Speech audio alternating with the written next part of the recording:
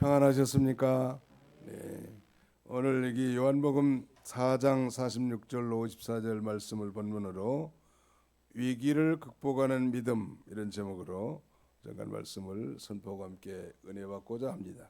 심리학자들에 의하면 인간은 위기에 처했을 때 뭔가를 붙잡으려고 한다는 것, 즉 뭔가를 의지하려고 한다는 것. 아이들 같으면 인형이나 뭐 담요, 젖병, 청소년들은 친구들, 어른들은 자신이 신뢰할 만한 그런 대상, 돈이나 권력이나 명예와 같은 것들을 붙들고 의지하려고 합니다.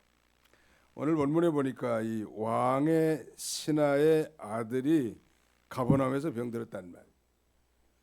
왕의 신하가 있는데 그의 아들이 가버나움에서 병들었다. 여기 왕은 헤롯 대왕의 아들 가운데 헤롯 안티파스를 가리킵니다. 그러니까 왕의 신하면 상당한 권력과 부와 명예가 갖춰진 그런 인물인 걸 우리가 짐작할 수 있겠죠. 그런데 문제는 그의 아들이 가버나움에서 병들었다. 이 병들었다는 말은 히브리 말의 미알로 능동태인데 아주 계속 질병을 앓고 있다. 그런 의미가 내포되어 있거든요. 그러니까 이 병으로 아들을 잃을 수 있는 그런 절체절명의 그런 위기에 봉착한 인물이 이럴 때 도대체 어떻게 우리는 처신해야 되고 오늘 본문에 우리 예수님 주님의 처방은 무엇인가?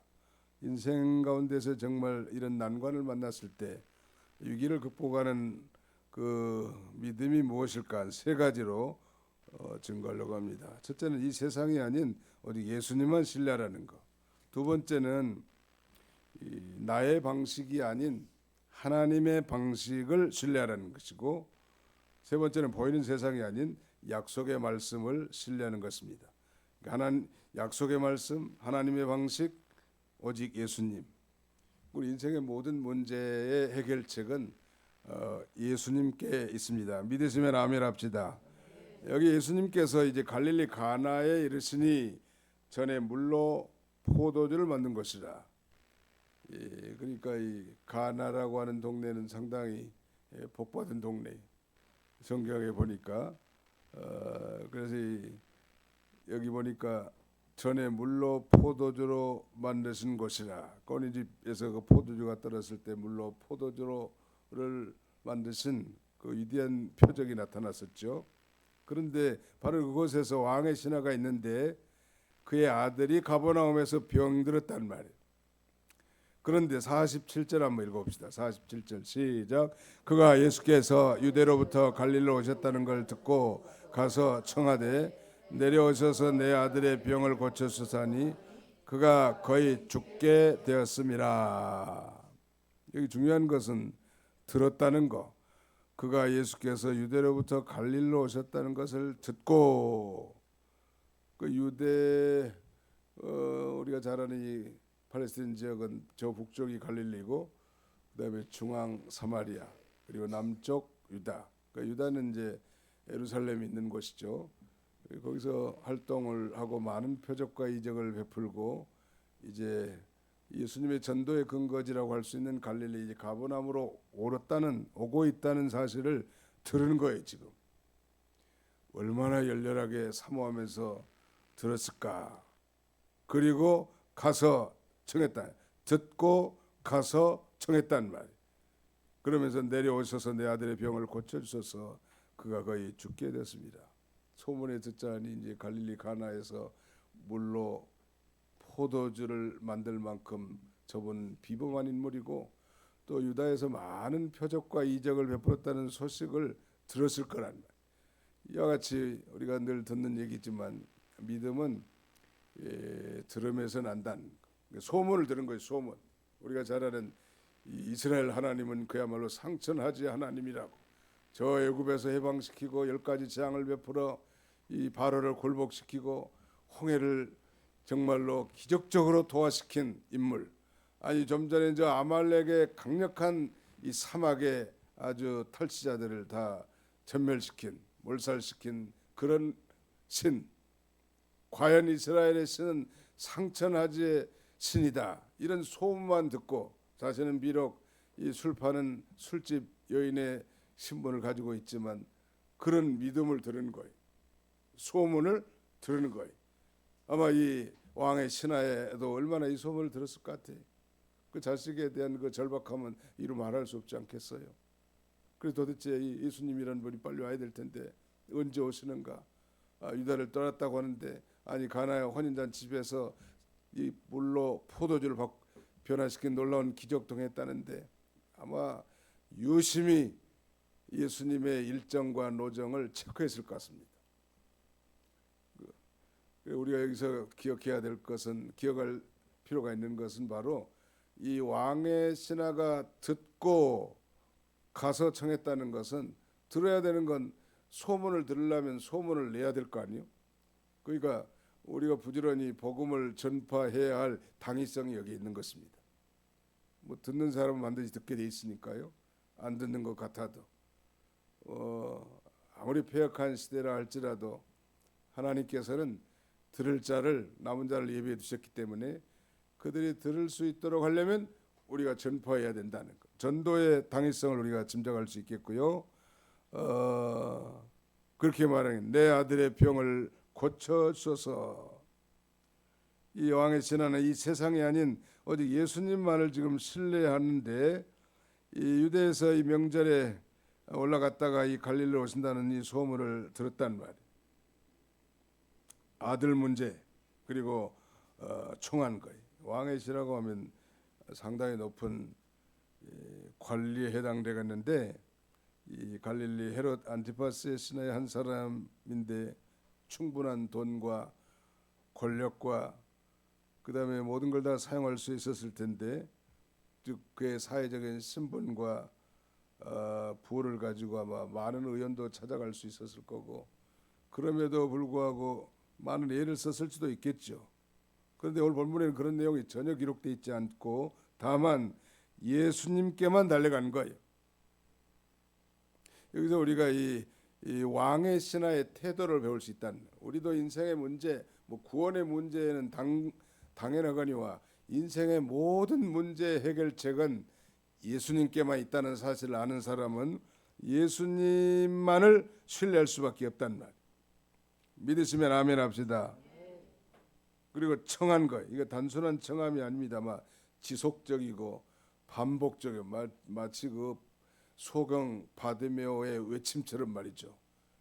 천재 이루에 예수님이 지나가는 길에 자신을 지나치고 갈까봐 아주 소리를 높여서 외친 것처럼 아마 이 왕의 신하도 지속적이고 반복적으로 청했을 것 같아요.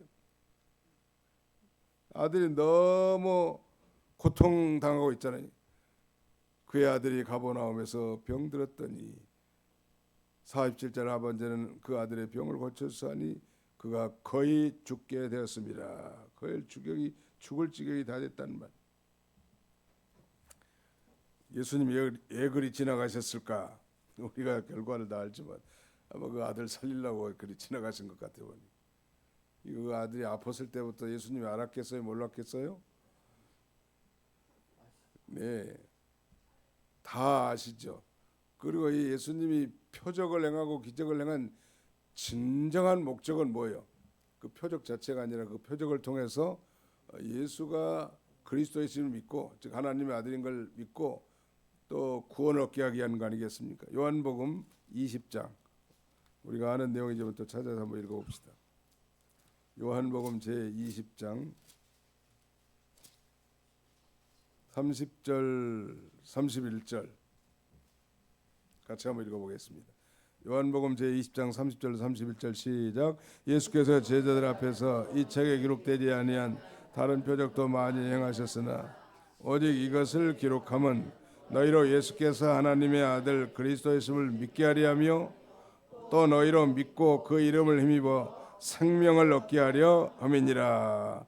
표적 많이 행했지만 특별히 요한복음에 기록된 이런 표적들을 기록한 목적은 예수님이 하나님의 아들 그리스도이심을 믿게 하려는 것이고 믿고 그 이름을 힘입어 생명 즉 영생을 얻게 하는 데 주 목적이 있단 말. 그래도 우리가 짐작하는 것처럼 그 아이의 병이 무슨 병인지 짐작할 수 있는 것은 52절에 힌트가 있는데 그 낫기 시작한 때를 물은즉 어제 7시에 열기가 떨어졌나이다 하는지라. 무슨 병이에요? 열병인 것 같아요. 아무튼 장티푸스인지 뭔지. 제 그 막내 남동생도 그 어렸을 때 장티푸스에 지금 알고 보니까 막 입에 복음을 걱정되더라고. 결국 죽었는데 그때는 뭐 별로 뭐 치료법도 별로 신통치 않고 뭐 죽는 일들이 많이 있었죠. 그때만 해도. 예, 근데 아마 이 왕의 신하도 그 지중해 연안의 그 뜨거운 날씨 가운데 그 열병이 걸렸던 것 같고 그 부모들이 자식이 열병 걸리면 엄마들이 제일 걱정한다는 거 아니에요. 아무튼 열이 나는 건 제일 무서운 거예요. 무조건 병원에 가야 된다. 일단 열이 내려야 되잖아요. 아니면 해열제를 먹이든지 상비약을 구비해 가지고 자식이 이유도 없이 어린애가 말도 못하고 열이 푹푹 난다. 그 신출력이 엄마들이 얼마나 걱정이 많겠냐는 거예요. 그런 것들은 이제 경험 있는 사람들 다 의연하게 대처하겠지만 경험이 없는데 갑자기 열이 푹푹 나. 의사들도 열 나는 게 제일 무서운 병이라는 거 아니에요. 갑자기. 예, 아무튼 열병인 것 같은데 거의 죽게 될 정도 상태가 된 것 같아요. 그러면서 48절에 예수께서 이르시되 너희는 표적과 기사를 보지 못하면 도무지 믿지 아니하리라 하면서 약간 책망한 투로 지금 말씀하셨는데 왜 예수님을 그토록 기다리고 찾아야 했을까? 그건 바로 내 인생의 모든 해답이 예수님께 있다고 믿었기 때문이죠. 아마 그런 많은 시도를 다 해봤을 것 같아요. 많은 그리스도인들의 가정 가운데 하나님 앞에 나온 가정들 중에는 가족 구성원들 중에 한 사람이 불치병에 걸렸다든지 그 극심한 그 어려움을 당했을 때 만방의 시도를 다 해보고 맨 나중에 교회를 한번 가보자고 예수를 한번 믿어보자고 이렇게 해서 전도된 사람들이 많아요. 멀쩡하고 뭐 잘 나가고 뭐 일이 잘 풀리고 아무 근심자책이 없는데 교회 나올 사람 없고 예수 찾을 사람 없어요. 그래서 하나님이 그런 그 가정의 풍파를 통해서 우리를 구원해 주실 예수님을 만나게 하시는 대단한 그 섭리라고 할 수 있겠죠. 아무튼 예수 그리스도만이 우리 인생의 모든 해답이 되신다는 것. 우리가 추구하고 바라보는 것이 하찮은 것들이 아니라는 것. 예수 그리스도를 붙잡는 것이 가장 현명하다는 것. 이 세상에 뭐 여러 방법 중에 하나가 예수님 붙잡는 게 결코 아니죠. 주님만이 내 인생의 문제 해답이고 예수님만이 내 인생의 소망이다 하고 예수님을 견고하게 붙잡는 거예요. 그게 정말 지혜로운 그리스도인이라고 할 수 있겠습니다. 두 번째는 나의 방식이 아닌 하나님의 방식을 신뢰하는 것인데요. 48절에 보십시오. 예수께서 이르시되 너희는 표적과 기사를 보지 못하면 도무지 믿지 아니하리라. 신하가 이르되 주여 내 아이가 죽기 전에 내려오소서. 50절 예수께서 이르시되 가라 내 아들이 살아있다 하시니 그 사람이 예수께서 하신 말씀을 믿고 가더니 이 기적을 일으키는 주체가 그 대상과 함께 있을 때 기적이 일어난다는 것은 사회적 통념이란 말. 그래서 그 신하 역시 예수님이 그렇게 지금 해달라고 요청하는 거 아니에요? 뭐라고? 신하가 이르되 주여 내 아이가 죽기 전에 내려오소서. 자기 집에 지금 와달라는 거예요. 그래서 그 신하 역시 예수님께 그렇게 청한 것인데 같이 좀 동행해달라고. 근데 50절에 보면 예수님께서 뭐라고 말씀하셨어요? 가라 내 아들이 살아있다 하시니 그 사람이 예수께서 하신 말씀을 믿고 가더니 당시 사람들의 통념, 당시 사람들의 상식과는 전혀 다르게 예수님 말씀하시는 거예요. 지금 너 혼자 가라는 거예요. 네 아들이 지금 살아있다고. 내 인생을 향한 하나님의 대답은 내 기대와 전혀 다를 수 있습니다. 전혀. 저는 그 청소년 가운데 자라고 일찍 교회를 다니긴 했지만은 목사가 돼야 된다는 건 내 인생의 이 무슨 버킷리스트에 전혀 없었습니다. 세상에 못난 사람이 목사가 된 줄 알고, 목사가 되려고 한 사람도 내가 방해한 사람이 가지 마라고. 친구 동생이 총신대 간다고 해서 갈 데가 없어서 신학교를 가냐고. 그런데 제가 신학을 하고 목회를 하고 있다는 건 내 방식이 아니라 누구의 방식이에요? 하나님의 방식이야. 그러니까 중요합니다. 하나님의 방식을 신뢰하는 게 중요해요. 우리는 내가 생각하는 해답만을 원하시거든. 자기가 딱 정해놓고 해.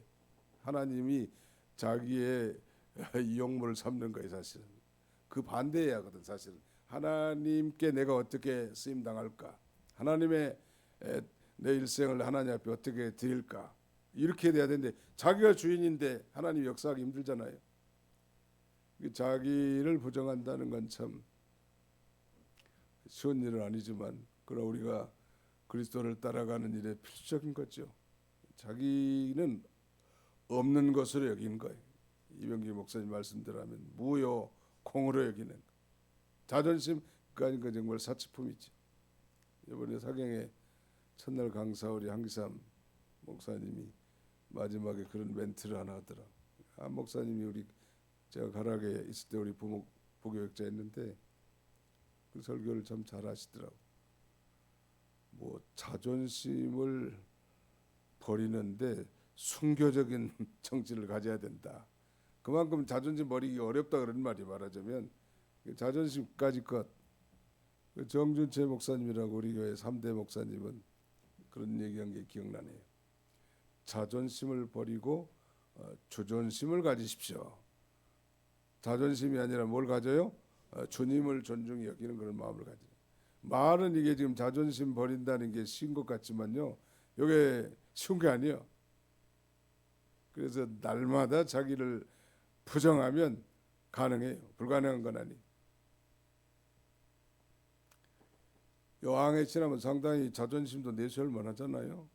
권력도 그 요새로 말하면 장관뻘 정도는 되니까 적어도 그 수준이 어느 정도는 모르지만, 그런데 하찮은 그 선생, 저 시골 촌뜨기 예수 선생한테 나와가지고 이렇게 자신의 인생의 자녀의 문제를 아랜다는 것은 자존심이 높은 사람 같았으면 대제사장이나 그다음에는 종교 지도자들 오지 않았을 겁니다. 자존심 때문에 말이에요. 자존심, 살아있는 사람이 자존심 없는 사람은 없죠. 누구나 다 있는데 우리가 예수님을 끝까지 종주가고 주님을 따라갈, 성공적으로 따라가기 위해서는 자존심을 버리는 거예요. 자존심 버렸는데 뭐 밟으면 밟히면 당하면 되고, 욕하면 먹으면 되고, 때리면 맞으면 되고, 또 뭐예요? 욕하면 욕은 했지, 또 죽이면 죽으면 되는 거예요. 너무 간단하잖아요. 안 죽으려니까 힘들고 자존심 있어가지고 대꾸 하려니까 힘드는 거지. 욕하면 먹고, 때리면 맞고, 죽으면 죽자. 말은 쉽지 이게 쉽게 되는 말이야. 예. 근데 불가능한 건 아니에요. 많은 우리 믿음의 선진들, 순교자들, 주와 복음을 행한 사람들은 다 그 길을 걸어갔습니다.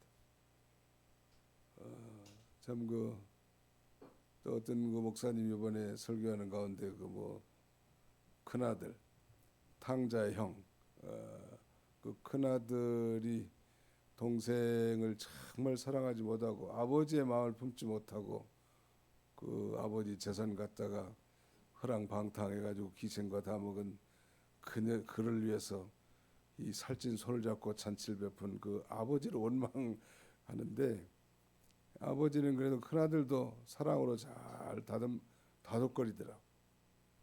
우리가 어떻게 보면 일찍 믿는 크리스천이라면 다 큰아들의 위치에 있기도 하죠. 처음에는 첫째, 둘째 아들 같은 탕자였다가 이제 예수 믿고 오랜 세월이 지나면 이 장남, 즉 큰아들인데 옛날 인태교 목사님 큰아들은 집안의 탕자고 그다음에 작은 아들은 집 밖의 탕자라고 했는데 우리가 그 탕자 되기 쉬워요.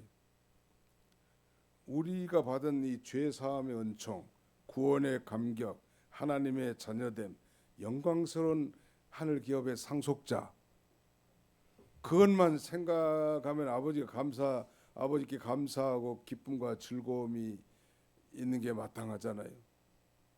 그리고 그 안에서 또 새로운 신자가 오고 뭐 새로운 젊은 층들이 와가지고 또 열심히 일하고 충성하고 이런 걸 기뻐하고, 다른 사람이 잘된 걸 기뻐하고, 다른 사람이 열심히 봉사한 걸 감사하고, 그렇게 해야 되는데 이 돌아온 탕자 그 비유에 나온 그 큰아들은 그렇지 못했더라고. 근데 우리가 그러니까 자칫 오래 신앙생활하다 보면 우리가 이 말하자면 집안의 탕자인 장남과 같은 그런 생각을 하기가 쉬워요. 이것도 자존심이죠 말이에요. 어떻게 보면 자존심이 있으니까 모든 걸 다 버리고 그저 하나님의 나라가 잘 되는 것에 초점을 맞추고 내가 받은 하나님의 그 모든 은혜를 기억하면서 산다는 거, 이건 너무너무 귀중하죠. 너무너무 가치가 있고. 아무튼 설교가 좀 3,000%로 빠졌지만은 아직 4,000까지는 안 갔어요. 나의 방식이 아닌 누구의 방식을 신뢰해야 돼요? 하나님의 방식을 신뢰하는. 하나님의 방식. 하나님의 방식 신뢰하다 보니까 여기까지 온 거예요. 하나님의 방식을 신뢰하려면 사람들이 비난할 수도 있고 도저히 이해를 못하지요. 육신 충만한 사람들의 생각에는 전혀 받아들일 수 없는 일이죠. 그러나 성령을 받은 하나님의 사람들은 충분히 이해할 수 있다는 말. 내 기도와는 전혀 다를 수 있다는 거, 하나님 방식은 내 상식과는 전혀 다를 수 있다는 건 언제나 우리가 잊지 않아야 하겠습니다. 그 다음에 세 번째는 보이는 세상이 아닌 약속의 말씀을 신뢰하는 믿음. 이 세상은 다 보이는 것 따라가는 세상이죠. 표적이나 기사 이런 걸 따라가는. 그런데 이 왕의 신하는 눈에 보이는 것이 아니라 약속의 말씀, 즉 예수님의 말씀을 그대로 믿고 따라갑니다.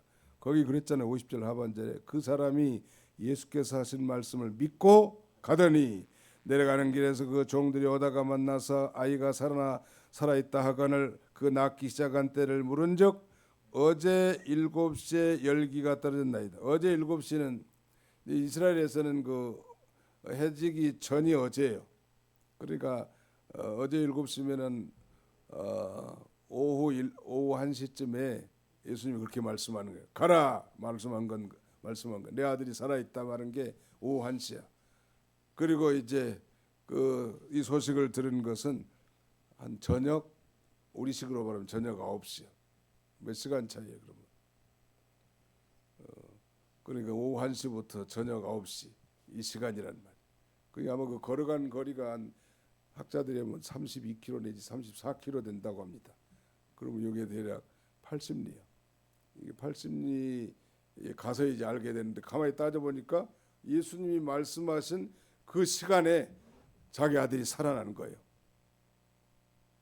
그러니까 이 왕의 신하는 바로 하나님의 말씀, 보이는 세상이 아닌 약속의 말씀, 예수님 말씀을 믿었고 우리도 마찬가지 예수님 말씀, 이게 절대적 진리의 말씀을 믿고 나가야 된다는 것. 예수님의 말씀이 능력이 있습니다. 그러니까 80리 길에 있는 그 왕의 신하의 아들에까지 역사한 거 보면 우리 주님은 그야말로 이 시간과 공간의 제재를 받지 않는, 시간과 공간을 초월해 역사하시는 전능하신 하나님이심을 우리가 볼 수 있겠죠. 그래서 우리가 이제 좀 요약한다면 이 왕의 신하의 믿음의 세 단계는, 첫째는 예수님에 관해 듣고 믿은 거고 소문. 두 번째 단계는 예수님의 말씀을 직접 듣고 믿는 것이고, 세 번째는 예수님의 능력을 체험함으로써 그를 믿는 것입니다. 점점점 확장돼 나가죠. 예수님 관해 듣고 믿는다는 것은 왕이시는 예수님 관한 소문을 들은 거예요. 소문이 중요합니다. 여리고성에서 술 파는 여인 기생 라합도 소문 들은 거예요. 상처나지 않은 소문을 들은 거. 소문을 들려면 누구든지 누가 하든지 소문을 퍼뜨려야 될 거 아니에요. 그 소문 바로 복음의 소문이에요. 퍼뜨리자고 널리 퍼뜨려야 될 사명이 우리에게 있습니다. 아마 뭐 소문 들을 정도를 가지고 아마 그 믿음이 대단했겠는가? 좀 그 믿음이 약했지만은 예수님께 나와서 적어도 무엇을 구하면 들으실 수 있는 그런 믿음 정도는 있었단 말. 그러므로 예수님 소식을 우리가 널리 전해야 된다. 두 번째 단계는 예수님 말씀을 직접 듣고 믿는 것인데 왕이시는 예수님 말씀을 듣고 그대로 믿고 나갔습니다. 그대로 그랬잖아요. 그 사람이 예수께서 하신 말씀을 믿고 가더니 그대로 믿고 나갔단 말. 예수님의 말씀은 만능이란 말이에요. 근데 세 번째는 예수님의 능력을 체험함으로써 그를 믿은 거예요. 결국 예수님의 능력을 체험하고 이제 온 가족이 다 믿었다고 했습니다. 거기 한번 읽어보겠습니다. 53절 같이 한번 읽어보겠습니다. 53절입니다. 시작. 그의 아버지가 예수께서 내 아들이 살아있다 말씀하신 그때인 줄 알고 자기와 그 온 집안이 다 믿으니라. 놀라운 역사가 나타났습니다.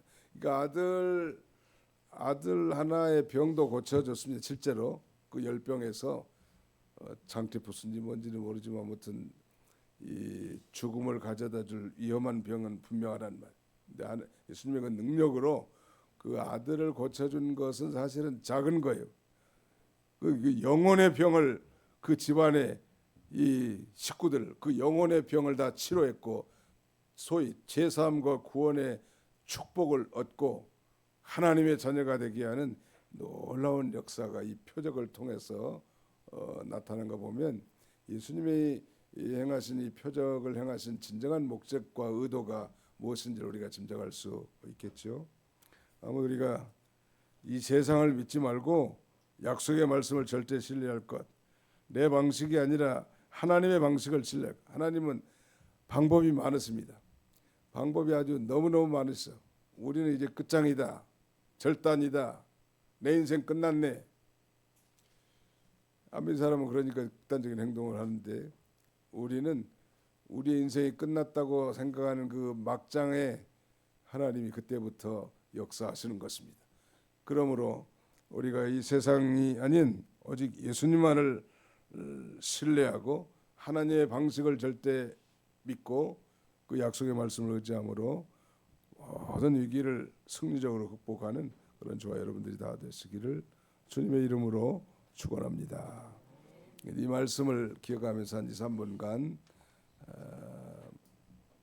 기도하시고요. 주님, 우리도 많은 문제들이 있습니다. 그러나 우리의 인생의 해답은 오직 예수님께 있는 줄 믿습니다. 예수님은 절대 신뢰하고 어떤 문제든지 예수님께 가지고 나와 토설하고 간구하고 소원을 아뢰는 믿음의 삶을 살게 하여 주시옵소서. 하나님, 우리는 종종 우리의 방식에 하나님을 끌어들이려고 합니다. 그러나 우리 하나님은 방법이 많으시고 방식이 많으신 줄 알고 하나님의 방식에 우리가 쓰임당하고 하나님의 방식의 역사가 나타나도록 우리를 내어드리는 삶을 살게 주시옵소서. 우리는 종종 세상을 많이 의지하지만 주님, 이제는 약속의 말씀을 굳게 붙들고 나감으로 우리 앞에 닥치는 우리 가정과 우리 자녀손들과 내 인생의 진로 앞에 닥치는 모든 위기를 다 극복하는 복된 성도들이 다 되게 해 주옵소서. 통성으로 한번 2, 3분간 기도하겠습니다. 사랑